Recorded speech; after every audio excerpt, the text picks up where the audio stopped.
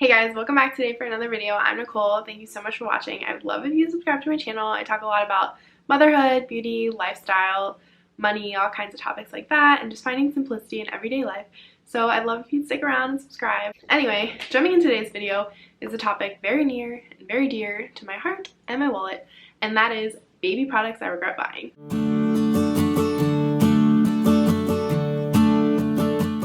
Okay, so the first product I really regret buying is the Duck and the Boppy Pillow. Now, these are two super popular baby products. The Duck is probably a little controversial to say that I don't like it, but we just never really found like an actual practical use for it for us. Like, I was either like wearing my son or just holding him, and then as he got a little bigger, we would just put him down for tummy time or like put him in the swing. Like, we just never found a use for like laying him in the Duck. I think but maybe if we lived in a two-story house that might have been more useful for us, but like for the purposes of an almost $200 product, it's just like it was not worth it to me. Like, I really regret buying that.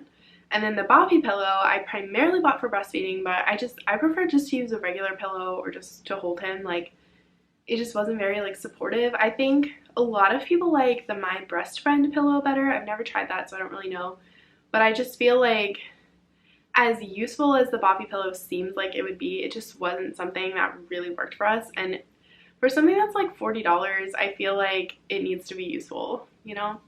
So both of those products, I just think that there are cheaper alternatives to that work just as well, if not better, and you don't really need to spend as much money as it seems like you need to spend on those things. The second thing I regret buying is the Juvi Fudu high chair. I think that's how you say it, but that high chair is so awful for baby eating posture. I honestly have no idea why I bought that.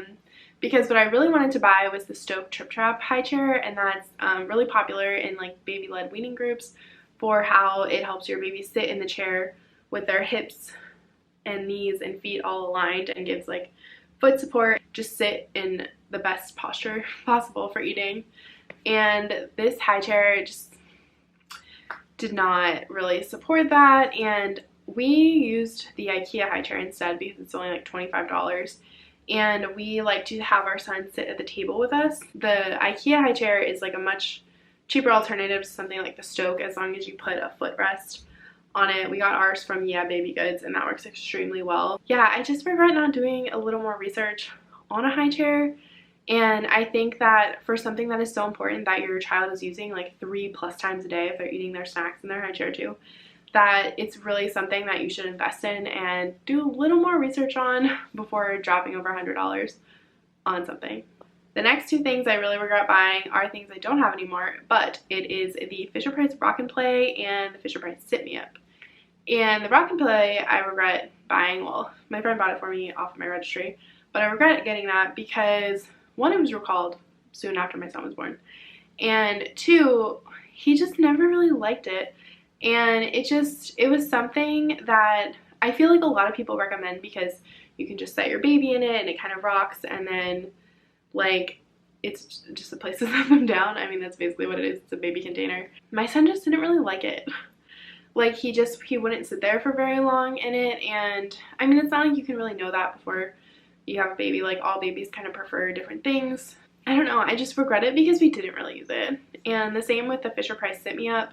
I think you can start using something like that around like 4-ish months, 4.5, 5 months, somewhere in there, just kind of depending on your baby and how they're developing. But he didn't like it. He didn't really like to be contained in something, so he would rather just lay on the floor. And one thing that we did use that I might talk about in a different video, but I'll just mention it now, was like an activity center, the Fisher-Price one.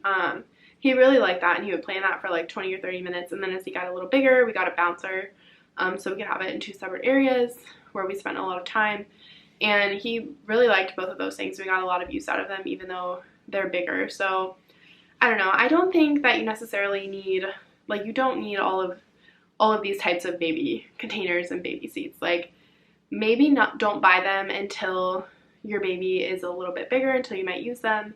And then even like with the Dock, there are other alternatives, like a newborn lounger, or you can just put them on their playmat or just wear them. Like, there are a lot of options instead of cluttering up your house and life with like all these different baby holders essentially.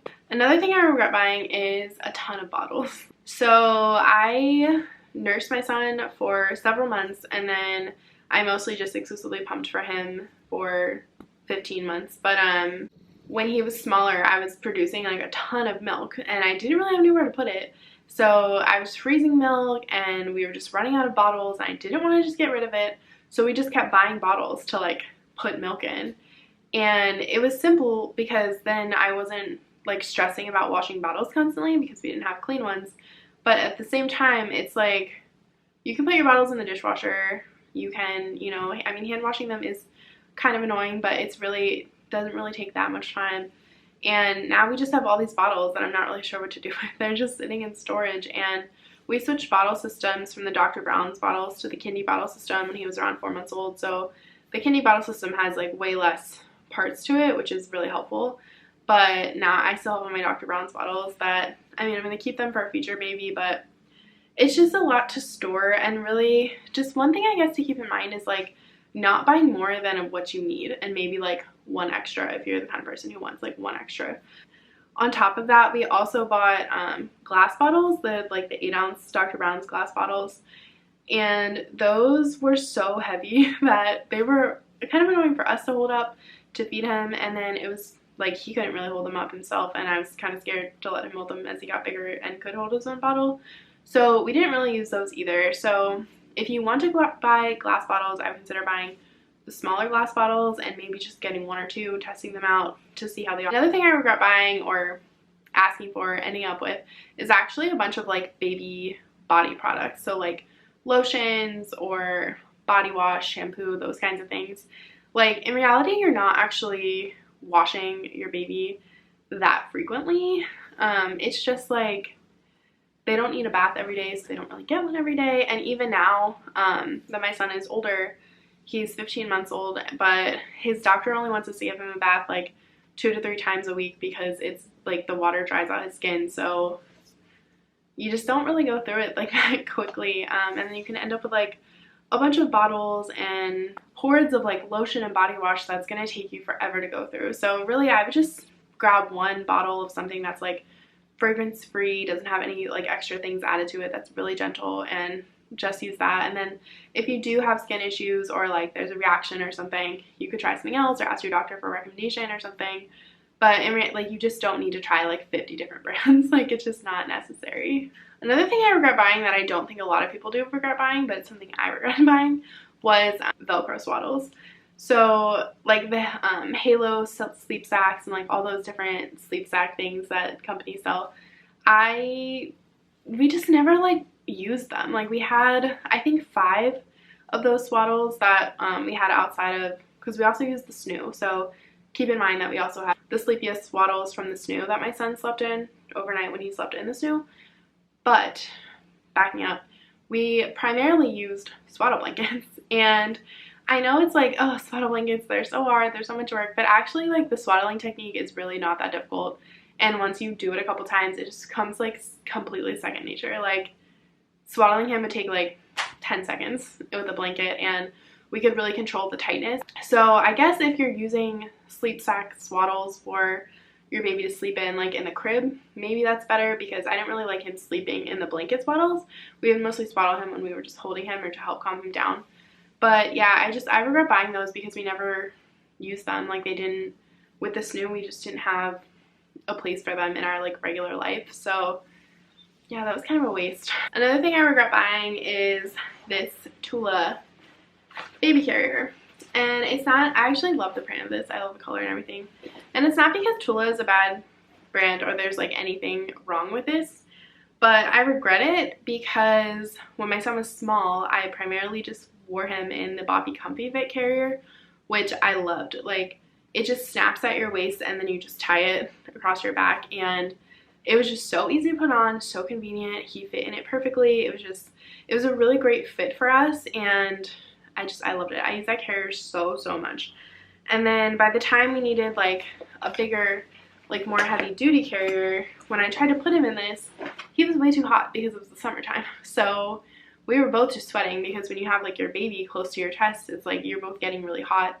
So this just, it was never like the right fit for us because it didn't keep him cool enough. So what I ended up buying was the Lil Baby All Seasons Care. It's like mesh, and that kept us both cool in the summer months. But what I ended up really loving about that one was that it has like a back piece that basically like helps all the baby's weight like rest on the carrier versus like your body. So whereas as he was starting to get heavier, it was causing me like some back pain.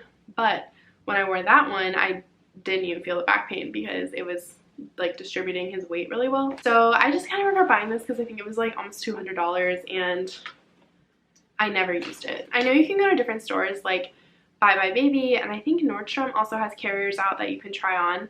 So you could either wait till you have your baby and wear it then and test it out. Looking back, I don't know, I just really recommend the Boppy Comfy Fit. It's like 60 bucks and we've used it for a long time, and I use that carrier multiple times a day, every day for months and months and months, and I loved it. It's definitely one of my baby product must-haves. So I think when it comes to baby carriers, I would probably just wait till you have your baby and go try some out. And the last thing that I have to mention in this video that I regret buying is the Owlet baby camera. So I actually have ours right here. This is what it looks like. It's actually pretty nice. Like it swivels, so you can kind of have it at different angles, and there's a light here that we covered up because it was actually creating a lot of light in my son's room, and we were trying to keep it as dark as possible. But the thing that I did not like about this is that it had so many connectivity issues and updating issues, and like almost every night when we would be putting our son to bed, because we like to look at him as he was falling asleep to make sure he was falling asleep and doing his like self-soothing activities, and like he's doesn't really cry that much when he goes to sleep, but he likes to kind of fuss a little, and like he'll rub his face on his mattress. So that, like, when I see him doing that, I know he's trying to go to sleep, which is like, that's just one of his sleepy cues to me, but that's like a whole nother video. But anyway, so I like to look at him, but there were so many problems with this that we would put him down, go check him on the monitor afterwards, and I couldn't say anything because it was like, oh, update, oh, error, oh, problem, and it was just so irritating. And yeah, this was like $150, and it was such a waste of money. Like, we have that Owlet Smart Sock, which I liked a lot, and I was really glad to have that. I would buy that again. But this was just, no, it was not it.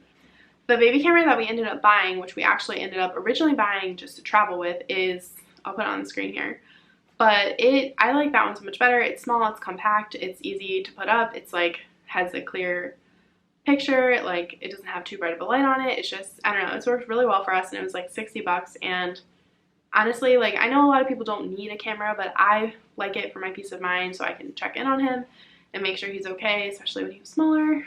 Yeah, I don't know. I don't think you need to spend a ton of money on a baby monitor. Like, it's not, to me, that's not somewhere to put your money when it comes to baby products, but I definitely do not recommend the Owlet camera.